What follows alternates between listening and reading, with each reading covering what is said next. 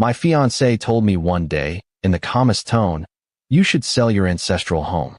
My friends will laugh if they see it." I smiled slightly and said, "I'll think about it." A few days later, I quietly transferred the house into a trust under my sister's name and decided to put the engagement on hold. But when she discovered that the house would never be part of our future, it felt like her entire world had just fallen apart. I'm 24, and until about 2 months ago, I thought I had my life figured out. Been with my fiancée Maya for 2 years. We met through mutual friends at a birthday party, hit it off immediately, got engaged last spring. She's beautiful, ambitious, works in real estate development, always dressed perfectly. My family loved her. Her family loved me. Everything seemed to be falling into place. The house she mentioned, it's been in my family for 4 generations. My great-grandfather built it in 1947, right after the war. It's in an older neighborhood, nothing fancy from the outside. 3 bedrooms, needs some updates. The kitchen cabinets are original from the 70s. But it's paid off, it's mine, and it's where I grew up. My parents moved to a condo near the coast 5 years ago and signed it over to me when I turned 21. My grandmother's rose garden is still in the backyard. My dad's initials are carved into the garage door frame from when he was 12. Maya knew about the house from the beginning. She'd been there plenty of times. We talked vaguely about living there after the wedding, maybe renovating it together. She never seemed thrilled about it, but she never outright objected either. Until 3 months ago.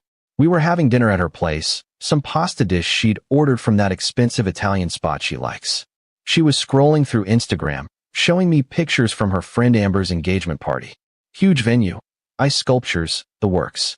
Amber's fiancé bought them a condo in the new development downtown, she said, not looking up from her phone. The penthouse unit. Isn't that gorgeous? Yeah, looks nice, I said. They're doing a minimalist aesthetic.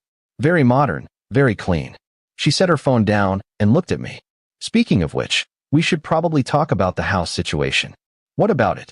Well, we can't actually live there after we're married. I stopped mid-bite. Why not? Babe, come on. It's outdated. The neighborhood's not even that nice anymore. And honestly, my friends would laugh if they saw it. You should sell it.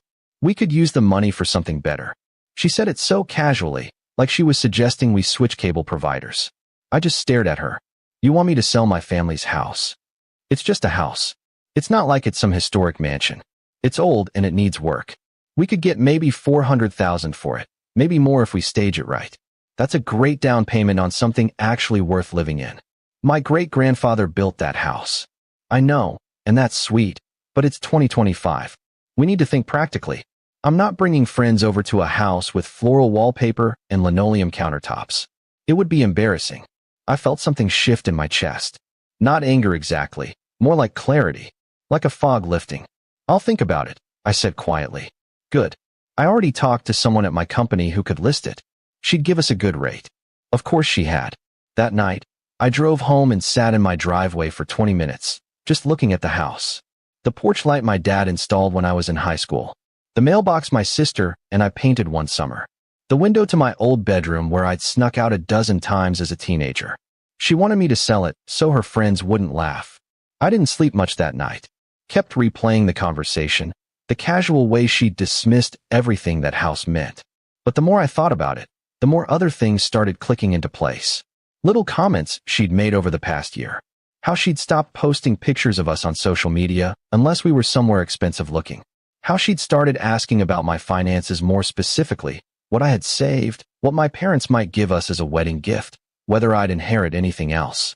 The next morning, I called my sister Priya.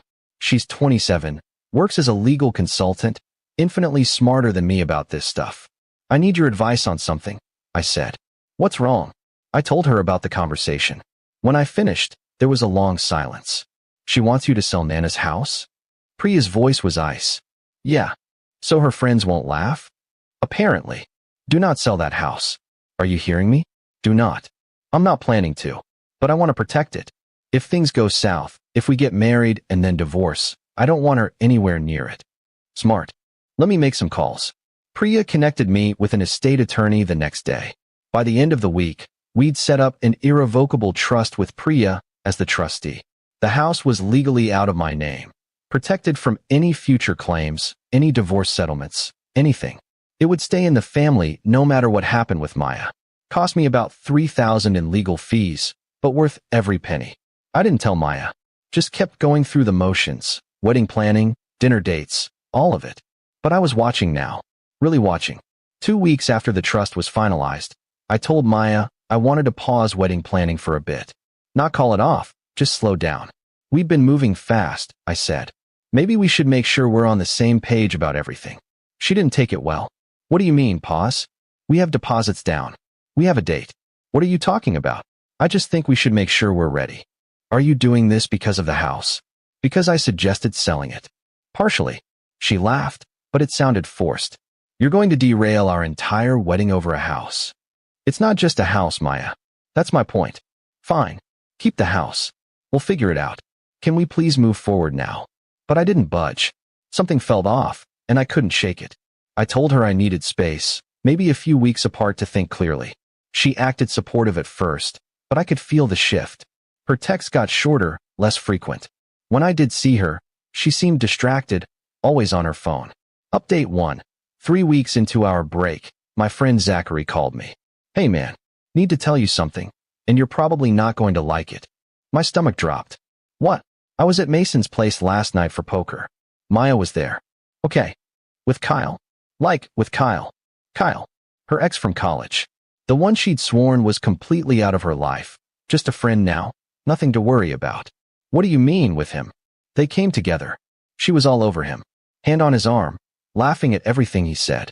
When someone asked if you guys broke up, she said you were figuring things out, and that she needed to keep her options open. I felt numb. Are you sure?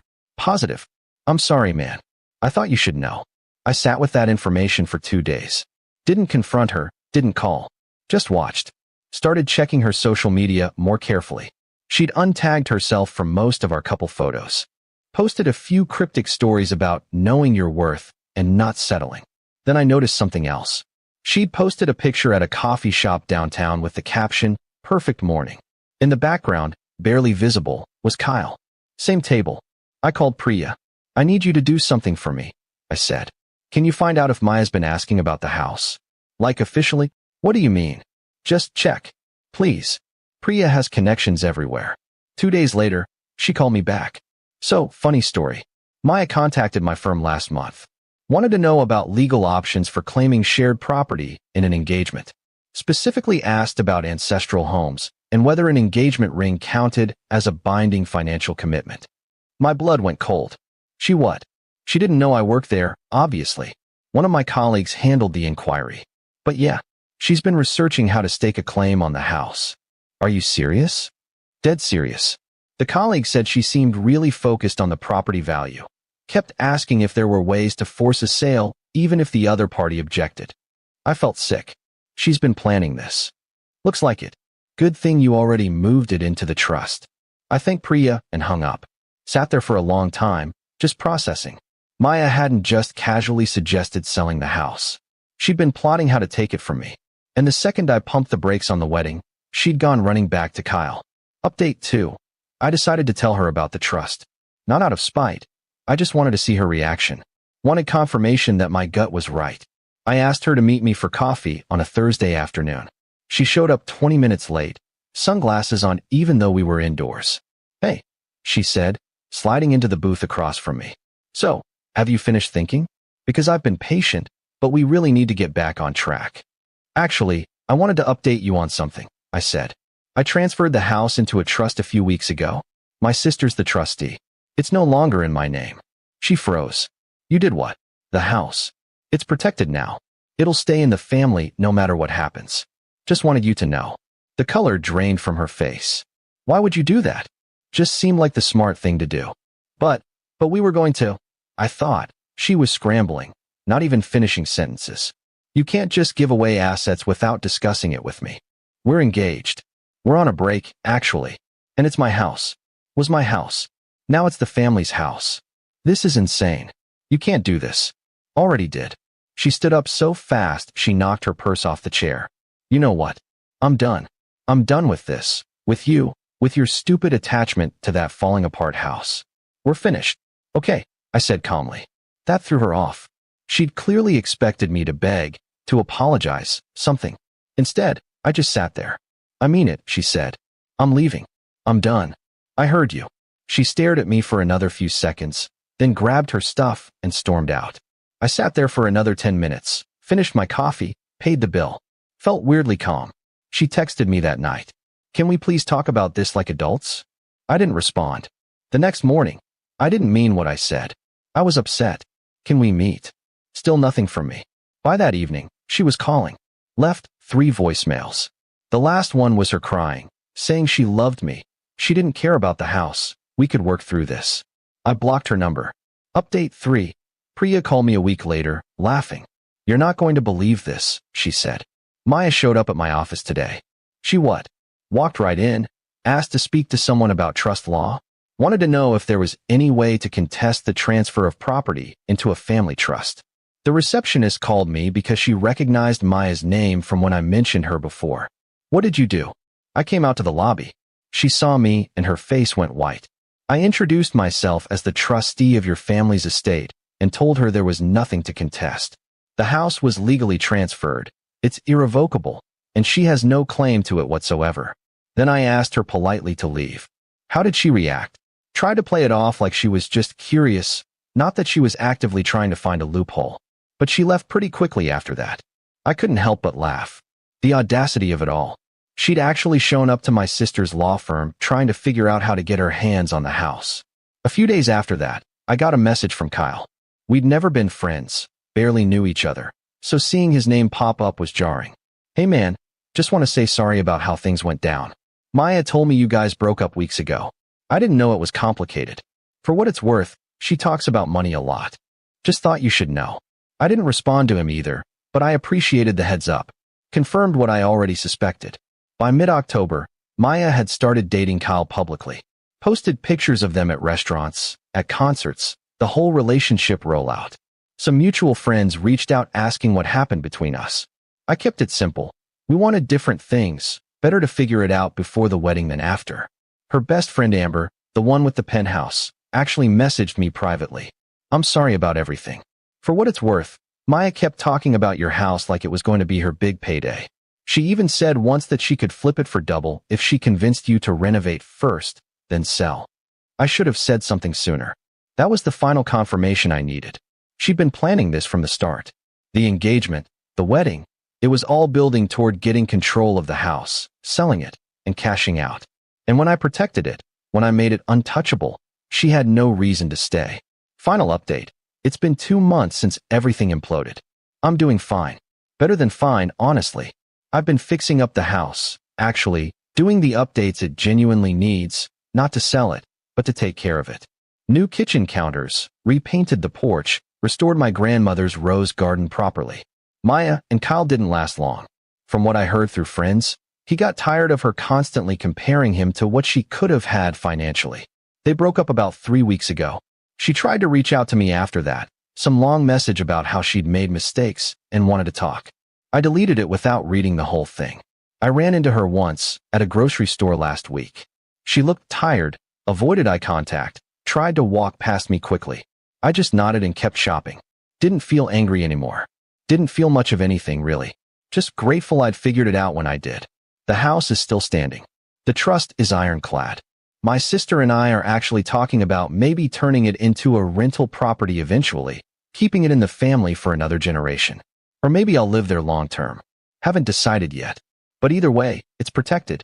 I look back on that dinner conversation sometimes. Her telling me to sell it so her friends wouldn't laugh. That one sentence saved me from making the biggest mistake of my life. If she'd been smarter, if she'd waited until after we were married to push for it, things might have turned out differently. But she showed her hand too early, and I'm grateful for that. Edit 1. Some people have asked if I feel bad about how it ended. Honestly, no. I feel bad that I didn't see it sooner, but I don't feel bad about protecting what's mine. Edit 2. The ring was returned, by the way. She mailed it back with no note. Sold it, and put the money toward the house renovations. Edit 3. For anyone wondering, Priya is the best sister anyone could ask for. She saw through Maya from the beginning, but waited for me to figure it out myself. Smart woman.